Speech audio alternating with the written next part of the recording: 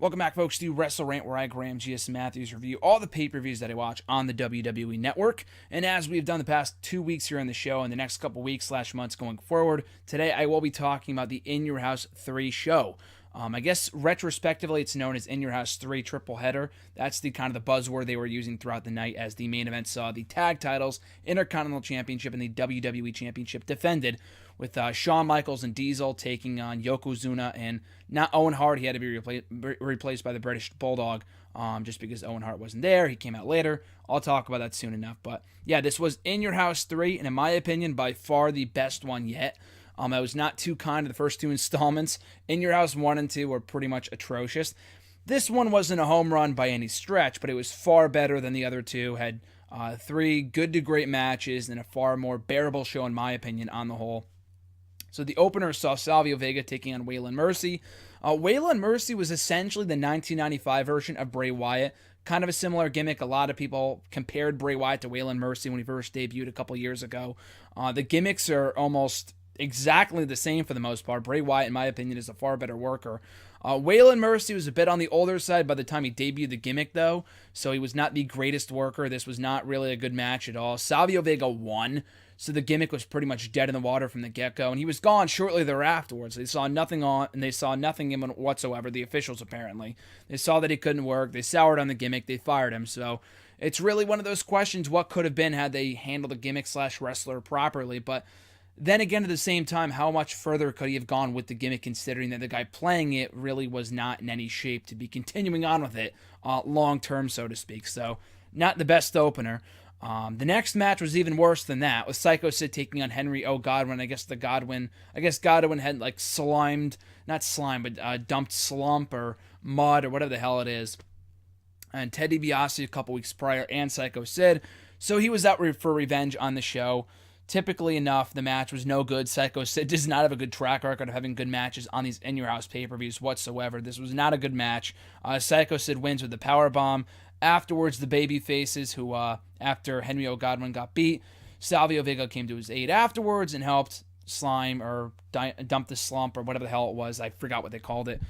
On Ted DiBiase, so that was the end of that. From there, we move into the British Bulldog, taking on Bam Bam Bigelow.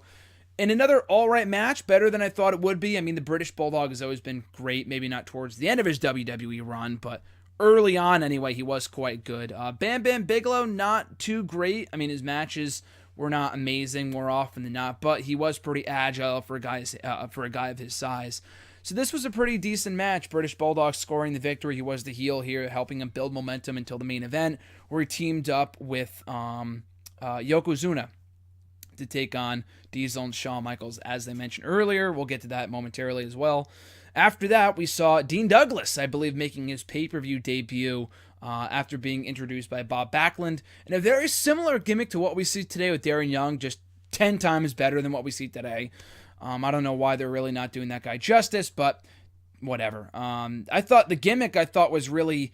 I mean, it's not a great gimmick. Essentially, he was a dean, a teacher, but the guy portraying the gimmick was quite great. As you know, Shane Douglas from ECW. I don't know if he was the first ECW champion under the Extreme Championship Wrestling name. I think it might have been him. I can't really remember. I can't recall correctly. But the guy was quite good, especially on the stick. Not the most amazing wrestler, but he was pretty talented in the ring too. So really no surprise, him and Razor Ramon had a pretty good match. After interference from 1-2-3 Kid, who counted the 1-2-3 for Razor Ramon while the referee was down. Razor got pissed for some odd reason. Razor Ramon got distracted with him after they were, arguing at ringside.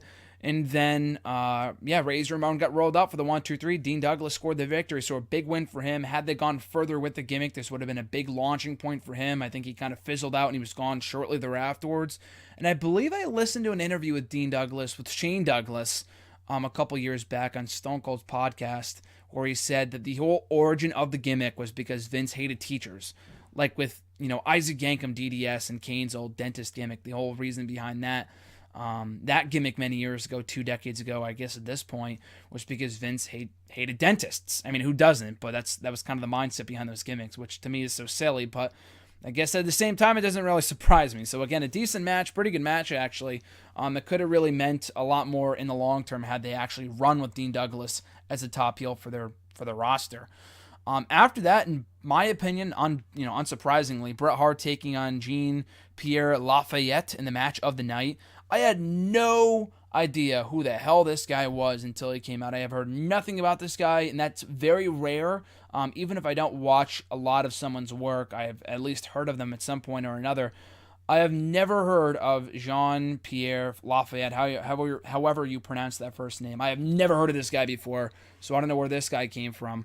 But regardless of the fact that I've never heard of him before, he had a great match with Bret Hart. The guy was a pretty good worker. I mean, then again, Bret Hart could have a pretty good match with pretty much about anybody on the roster, so that wasn't really all that surprising either. And to think that the match was only over the fact that that Lafayette stole the jacket of Bret Hart and he was parading around with it, wearing it to the ring and all that other stuff. That was really the only reason behind this match. And after Bret Hart won, he took the jacket back and was celebrating with it. So again, a surprisingly great match for a guy I had no idea existed. I think I've heard of him maybe as a manager. Maybe I'm wrong. I don't really remember. But it was a great match, though, by far the match of the night, in my opinion. And then we get to the main event, like I said, a triple header match for the tag titles, WWE, and Intercontinental Championships. So, it was Diesel, the WWE champion, Shawn Michaels, the Intercontinental champion. I don't know if it was one of those deals where if either Yokozuna and British Bulldog had they pinned one champion, like let's say British Bulldog pinned Diesel, would he have won the WWE title and the IC title for Yokozuna? I have no idea. I believe that was the way it worked out, but I could be mistaken.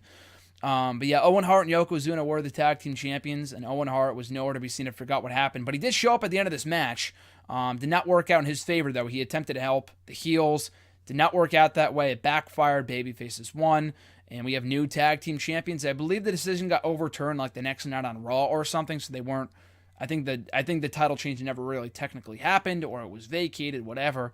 But the match itself was enjoyable. I mean, by far the best Diesel match of any in-your-house pay-per-view I've watched so far, which is not really saying much, just because this is the third one. But it was a pretty decent match. A lot, largely thanks to Shawn Michaels and British Bulldog. Yokozuna kind of dragged things down, as did Diesel. But in a limited environment, Diesel can be decent.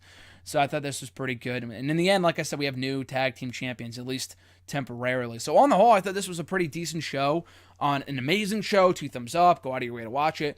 No, but it was far better than the previous 2 installments, and that's enough for me.